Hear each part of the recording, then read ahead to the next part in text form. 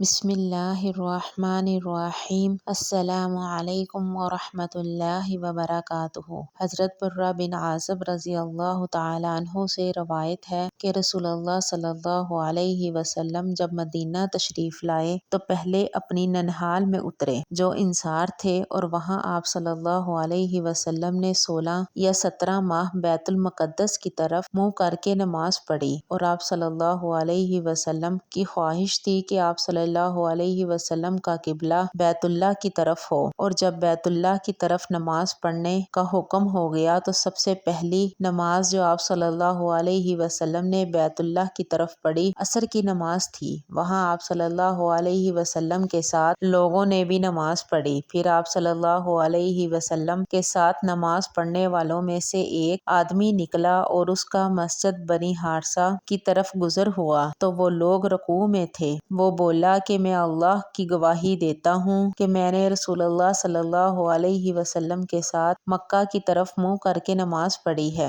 یہ سن کر وہ لوگ اسی حالت میں بیت اللہ کی طرف گھوم گئے۔ جب رسول اللہ صلی اللہ علیہ وسلم بیت المقدس کی طرف منہ کر کے نماز پڑھا کرتے تھے تو یہود اور عیسائی خوش ہوتے تھے، مگر جب آپ صلی اللہ علیہ وسلم نے بیت اللہ کی طرف منہ پھیر لیا تو انہیں یہ امر ناگوار ہوا۔ زہیر ایک راوی کہتے ہیں کہ ہم سے ابو اسحاق نے حضرت برہ سے یہ بھی حدیث نقل کی ہے کہ قبلے کی تبدیلی سے پہلے کچھ مسلمان انتقال کر چکے تھے تو ہمیں یہ معلوم نہ ہو سکا کہ ان کی نمازوں کے بارے میں کیا کہیں۔ تب اللہ نے سورۃ بقرہ کی آیت نمبر 43 نازل کی۔ اگر آپ کو میری ویڈیو اچھی لگی ہو تو لائک کر کے صدقہ جاریہ سمجھ کر شیئر کر دیں۔ جزاکم اللہ خیر و احسن الجزاء فی الدارین۔